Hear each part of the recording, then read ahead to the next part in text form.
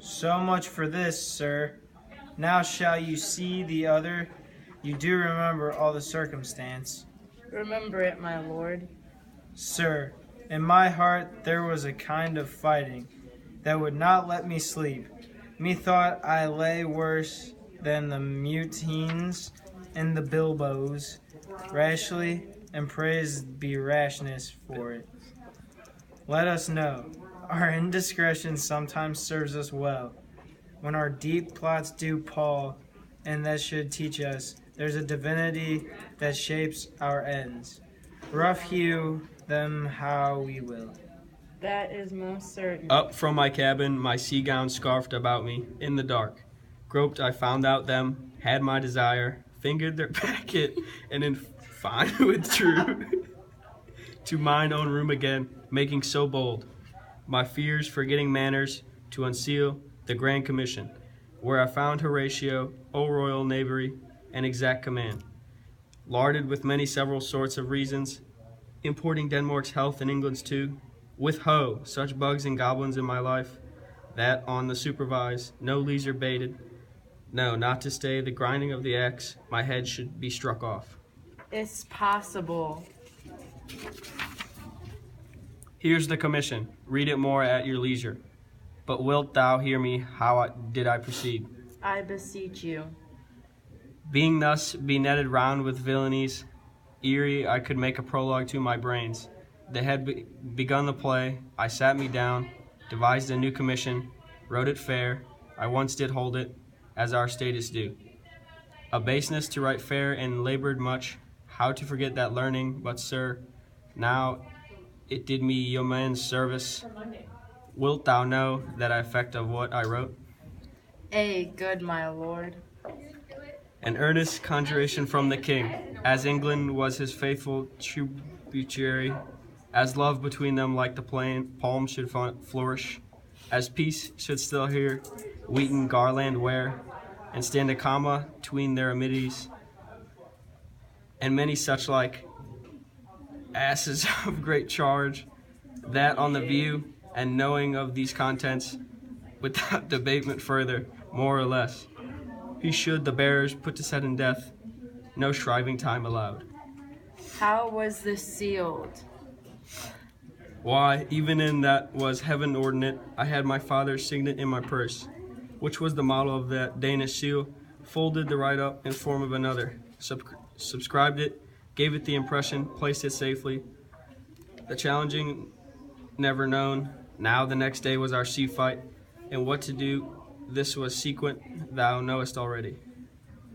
So Guildenstern and Rosencrantz go to... Why, man, they did make love to this employment. They are not near my conscience. Their defeat does by their own insinuation grow. 'Tis dangerous when the baser nature comes between the past and the fell incest points of mighty opposites. Why, what a king is this?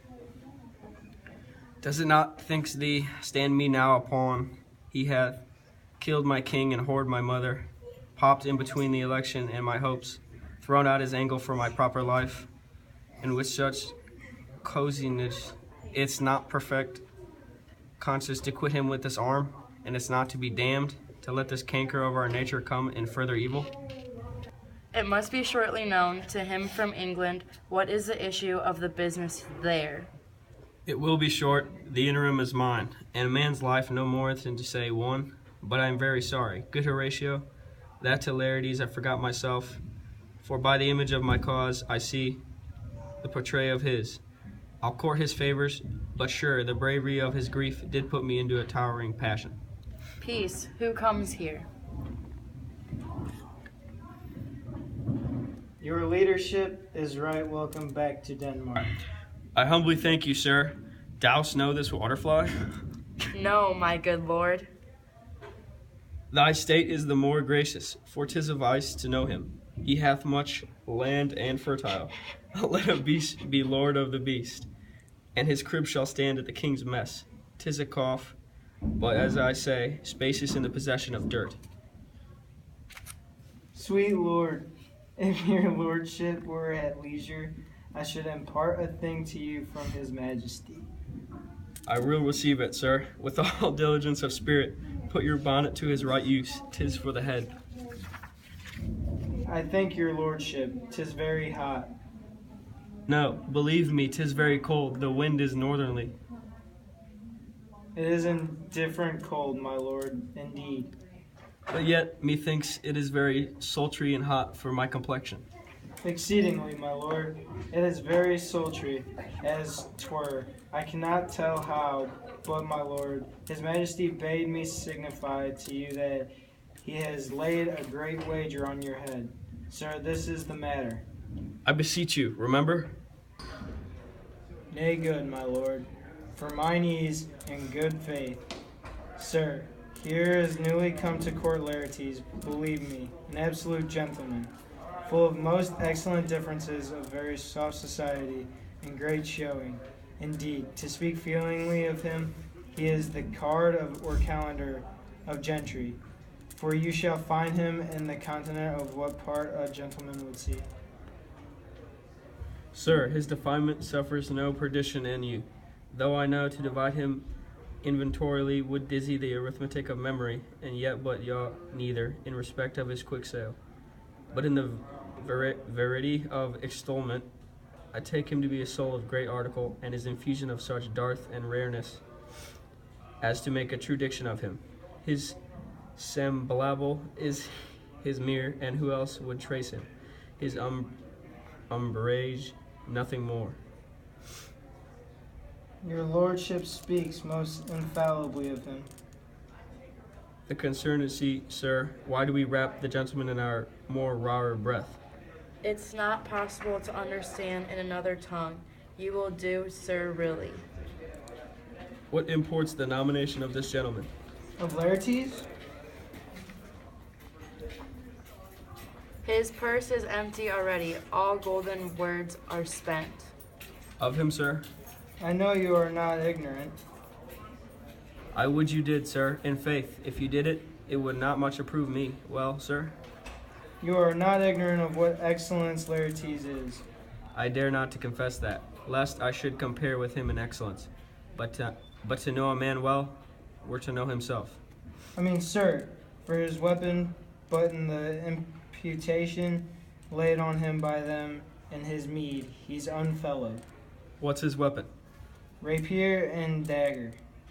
That's two of his weapons, but, well, The king, sir, hath wagered with him 6 Barbary horses, against the which he has imponed, as I take it, 6 French rapiers and poniards, with their signs as girdle, hangers, and so 3 of the carriages in faith are very dear to fancy, very responsive to the hilts, most delicate carriages, and of very liberal conceit. what call you the carriages? I know you must be edified by the margent ere you had done. The carriages, sir, are the hangers. The phrase would be more germane to the matter, if we could carry cannon by our sides. I would it might be hangers till then, but on 6 Barbary horses against 6 French swords, there are signs and 3 liberal conceited carriages. That's the French bet against the Danish. Why is this imponed, as you call it? The king, sir, hath laid, sir, that in a dozen passes between yourself and him, he shall not exceed you 3 hits. He hath laid on 12 for 9, and it would come to immediate trial if your lordship would vouchsafe the answer. How if I answer no? I mean, my lord, the opposition of your person in trial. Sir, I will walk here in the hall. If it please his majesty, 'tis the breathing time of day with me. Let the foils be brought, the gentleman willing, and king hold his purpose.